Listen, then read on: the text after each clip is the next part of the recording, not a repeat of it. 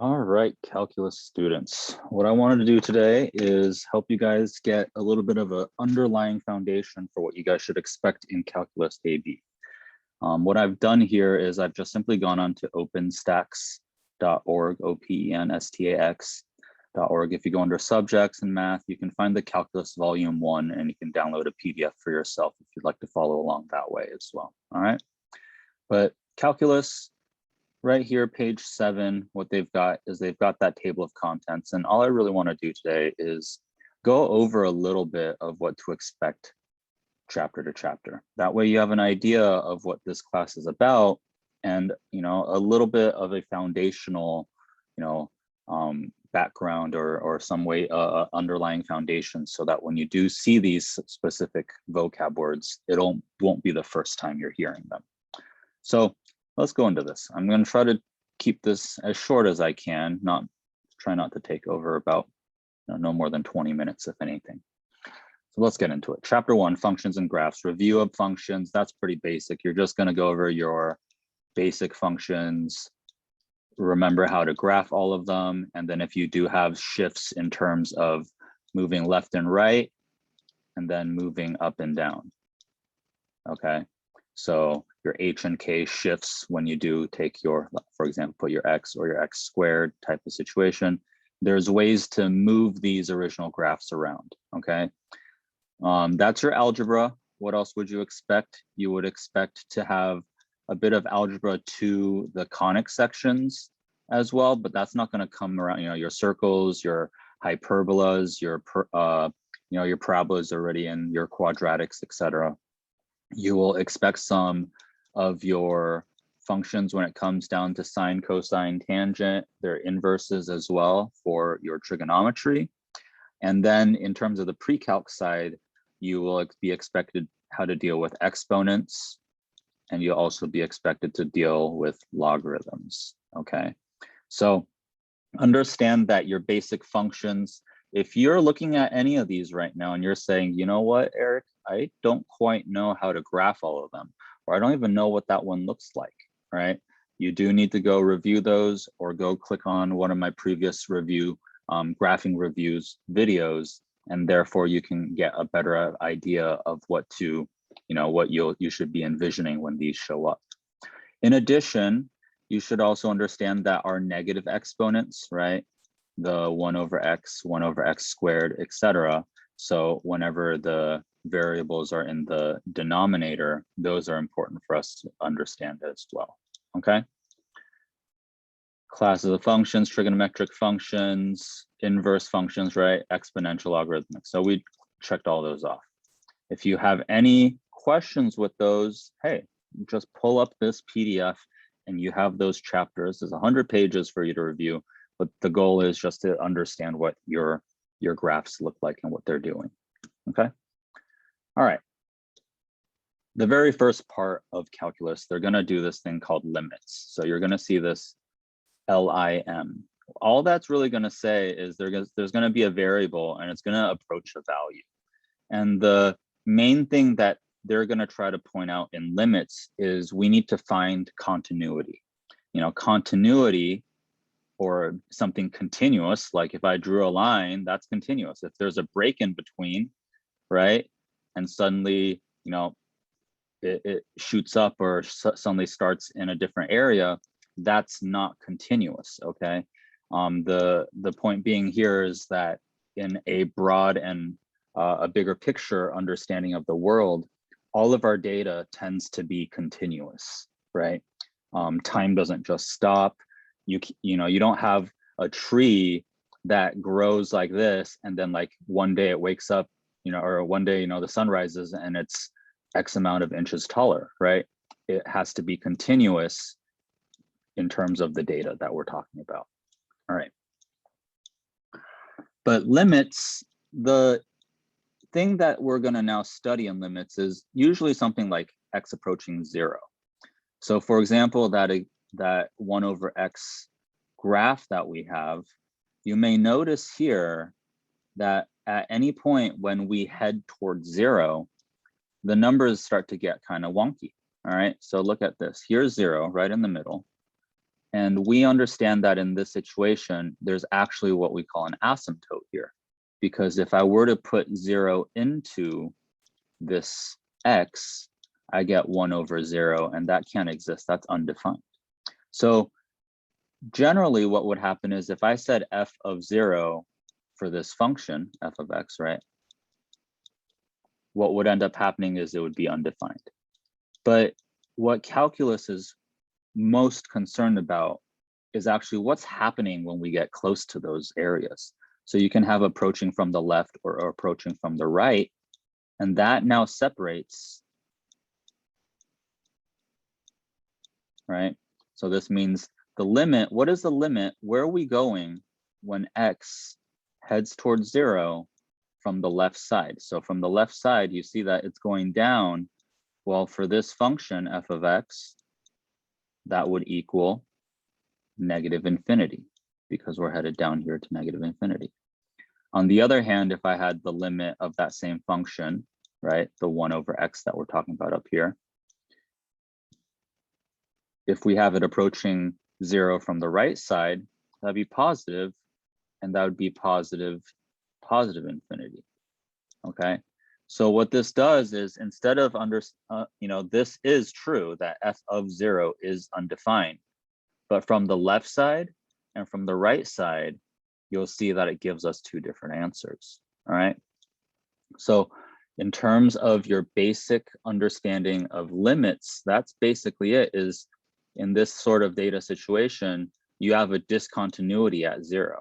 It's not continuous. It doesn't flow continuously. The pen or the pencil has lifted itself off the paper and started anew somewhere else, right?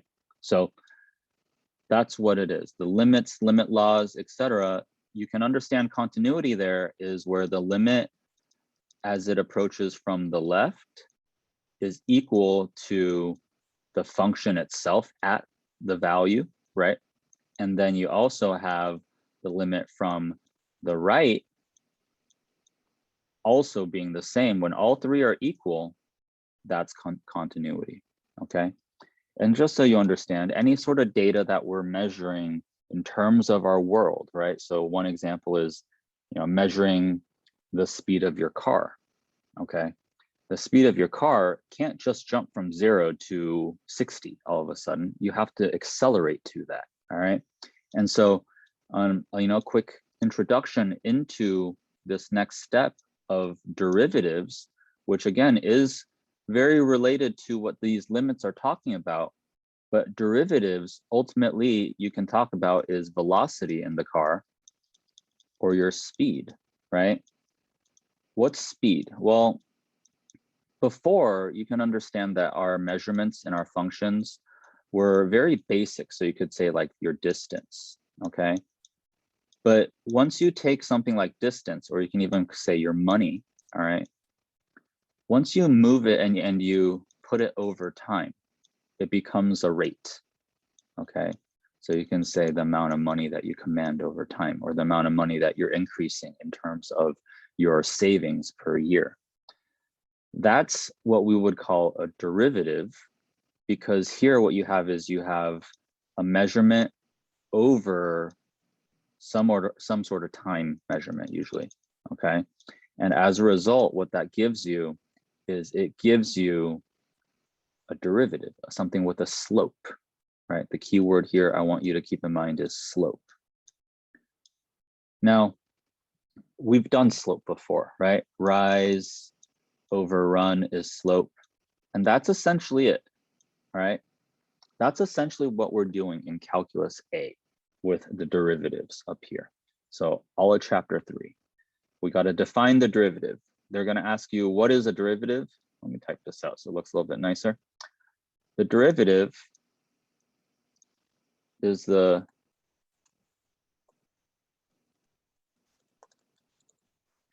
instantaneous rate of change, okay?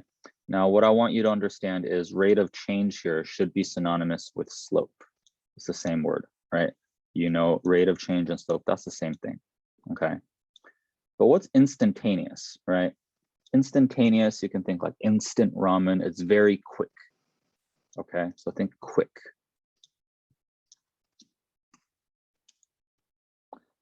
quick slope.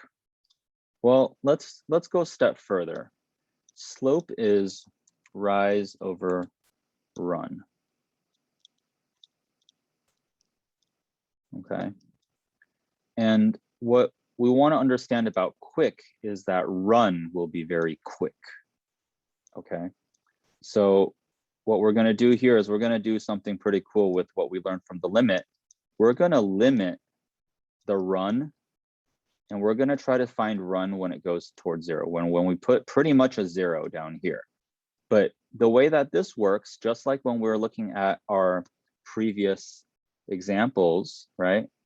Oops, sorry. So when we limit to 0, what that ultimately did when we were looking at these previous functions was we were measuring right next to 0. Not quite 0, but right next to it. That's what the goal is here, okay? And so same idea here. The limit with the run approaching 0, well, let's go ahead and create a function for this. Rise, all right, let's go ahead and let's draw out a little graph here.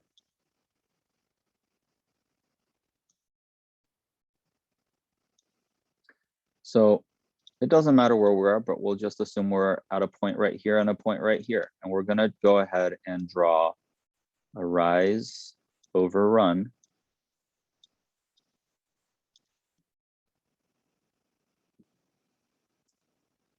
And we can use some functional notation here. So if this bottom here is x, then we're going to add a value to it. And horizontally, we're going to use h.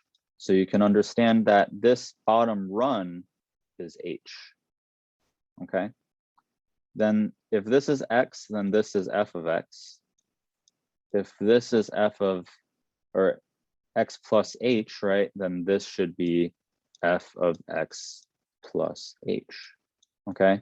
And so this minus this over this, because this is rise and this is run. All right. So let me write that out. F of x plus h minus f of x over h. That's going to be the function that we're going to focus on right now. That's my rise over run. That's my slope. But we're not done. That's just slope. We want it to be instantaneous. So what are we going to do? We're going to limit it, LIM, of the bottom here, h, which is our run, and we're going to make him 0. This, what I'm showing you right here, is one of the most important functions you're going to be using over and over and over again, because it's going to be here defining the derivative and the derivative as a function. They're the basics of what is going on in calculus A. Okay, so once you go further, you have some rules of how to do this in a shortcut way. You've got a power rule. You've got little formulas that you'll be able to use. All right, don't worry too much about that. You'll get into it. You have it as rate of change. You have it for trigonometric functions. You have it when you have chain functions, so functions within each other. They start to do silly things or different things that you got to understand. Inverse functions, and then implicit differentiation in the case that you do have to derive y instead, you know, x and y.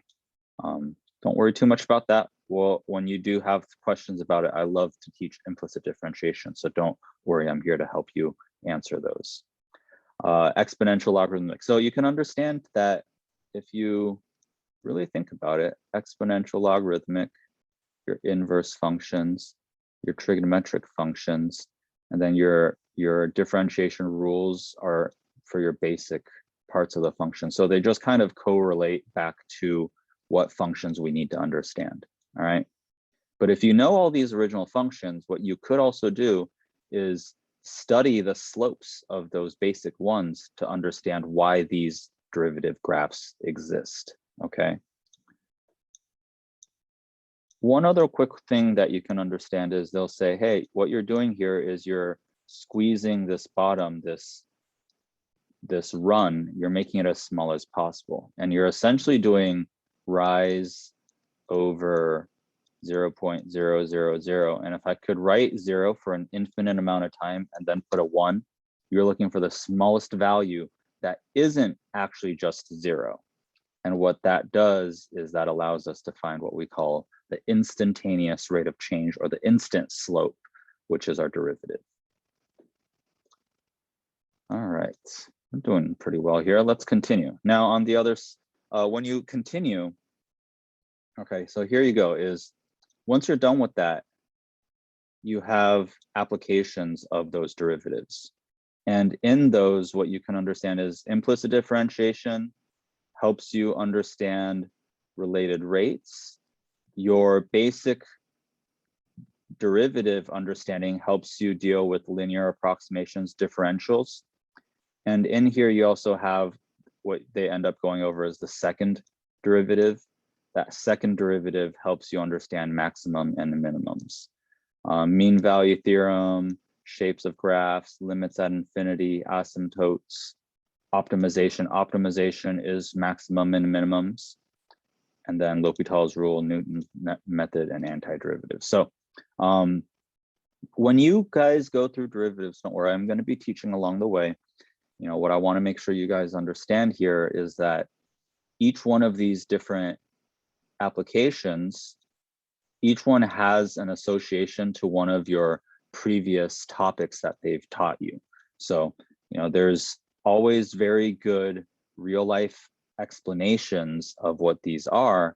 And if you do get confused, that's what I'm here for. I'm here to help you guys understand these parts of calculus.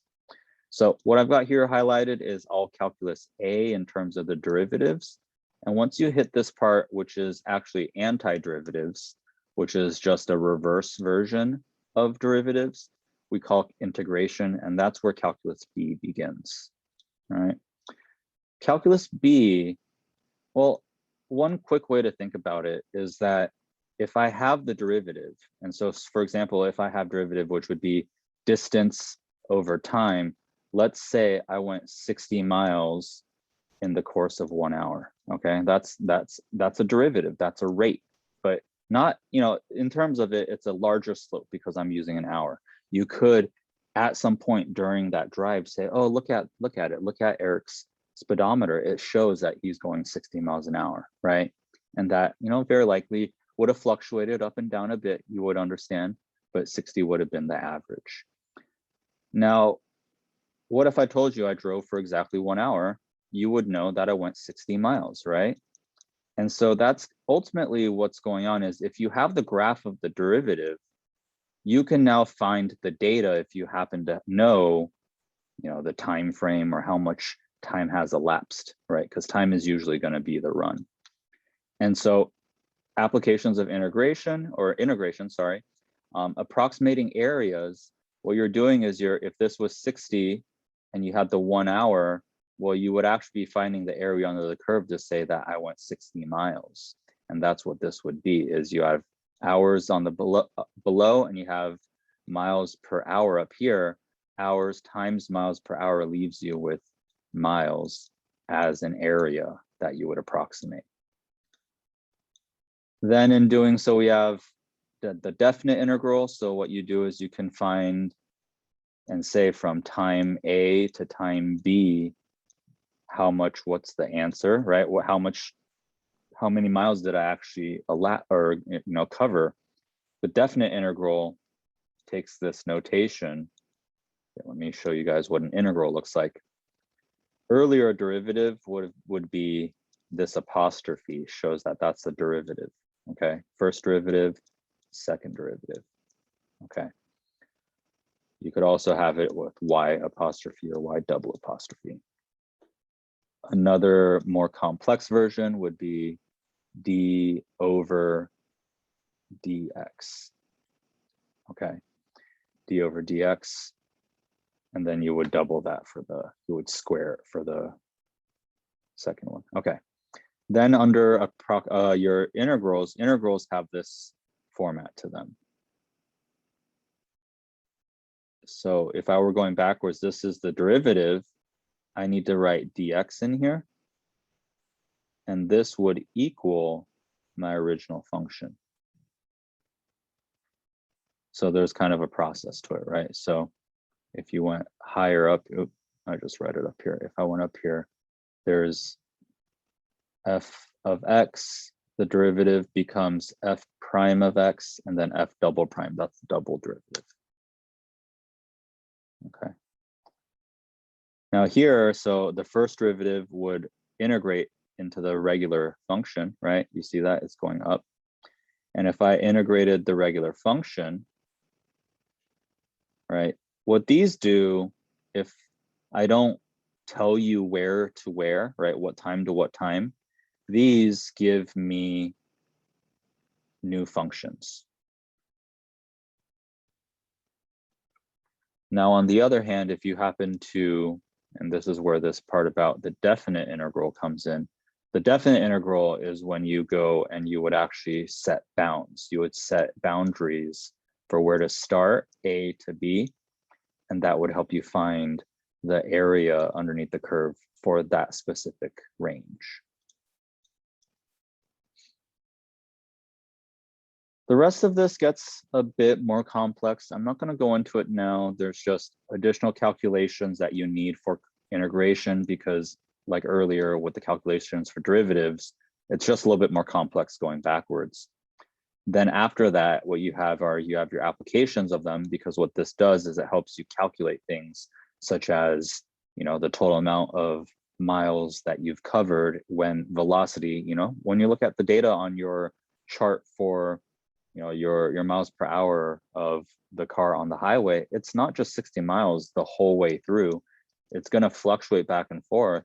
And so now we can be more precise by finding exactly how much was covered over how much time.